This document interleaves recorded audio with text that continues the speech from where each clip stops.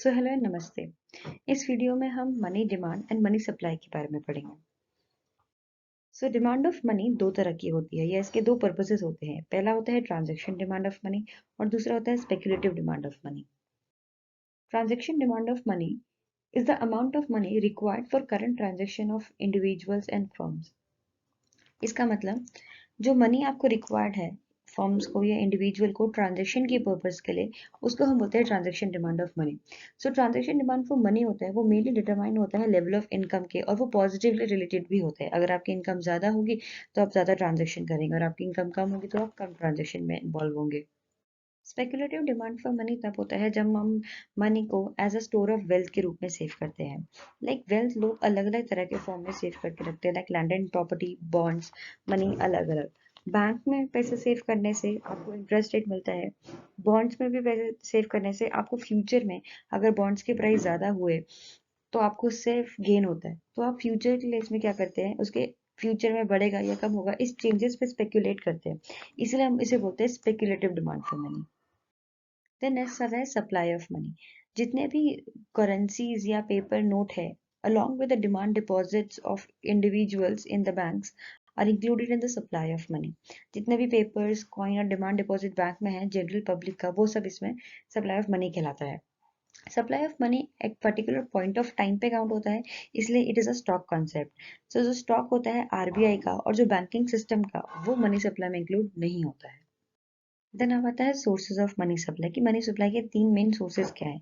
Actually main sources दो ही होते हैं। थर्ड है कॉमर्शियल बैंक, जो कि क्रेडिट क्रिएट करता है। जो भी हम बैंक को डिपॉजिट करते हैं अपना मनी, वही बैंक क्या करता है, कॉमर्शियल बैंक फर्दर उसी पैसे को आगे लोन के रूप में दे देता है। बिकॉज बैंक को एक चीज मालूम है कि सबके सब एक साथ पैसे लेने नहीं आए, and that is how it works, and that is how it create credit in the market. तभी वो सबको लोन देने में सक्षम होते हैं। क्रेडिट क्रिएशन का जो मेन होता है डिमांड डिपॉजिट्स के बेसिस पे, वो कॉमर्शियल बैंक करते हैं। कॉमर्शियल बैंक जैसे हमारे पीएनबी, एक्सिस बैंक, आईसीआईसी, ये सब। देन फर्स्ट आता है हमारे पास government of India, that is ministry of finance, जो कि मेनली रिस्पॉन्सिबल होती है इशू करने में 1 रुपये के नोट को और कॉइन्स को। देन सेकंड हमारे पास आते हैं आरबीआई। आरबीआई रिस्पॉन्सिबल होती है करेंसी इशू करने में, जो हमारे नोट्स होते हैं, और यही मेन इशूइंग अथॉरिटी होती है। In India, RBI uses four alternative ways of money supply that are called M1, M2, M3 and M4. And one by one हम देखेंगे कि ये क्या है। M1 में जितने भी आपकी करंट करेंसी है, डिमांड डिपॉजिट्स है और अदर डिपॉजिट जो भी आरबीआई के साथ है, वो सब आता है।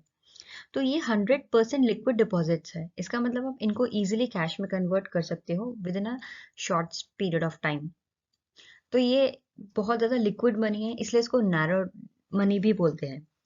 देन आता है M2, जिसमें M1 के सारे कंपोनेंट्स आते हैं, that is currency, demand deposit, other deposit with the RBI plus saving account deposit with post offices. Then third पे आता है हमारा M1 plus net time deposit of bank, that is इसमें सारे करेंसी, आपके demand deposit, other deposit with the RBI और net time deposit of the bank. अगर हम देखें तो ये ब्रॉडली सब कुछ ही इंक्लूड कर रहा है जो ब्रॉड क्लासिफिकेशन ऑफ मनी के लिए चाहिए होती है। तो इसी के लिए हम ब्रॉड क्लासिफिकेशन ऑफ मनी कहते हैं M3 को। इसमें नियरली सब कुछ इंक्लूड हो जाता है। M3 को हम aggregate monetary resource of the society भी बोलते हैं इसी रीजन की वजह से। देन M4 में आते हैं M3 के सारे components. Then total deposit with the post office saving organisation, इसमें बस नेशनल सेविंग सर्टिफिकेट्स नहीं आते। M1 M2 को हम नैरो मनी बोलते हैं बिकॉज वो इजीली कैश में कन्वर्ट हो सकती हैं, लिक्विड होती हैं। M3 M4 को हम ब्रॉड मनी बोलते हैं बिकॉज वो इजीली कैश में कन्वर्ट नहीं हो पाते, वो एक विद इन ड्यूरेशन उनको टाइम लगता है।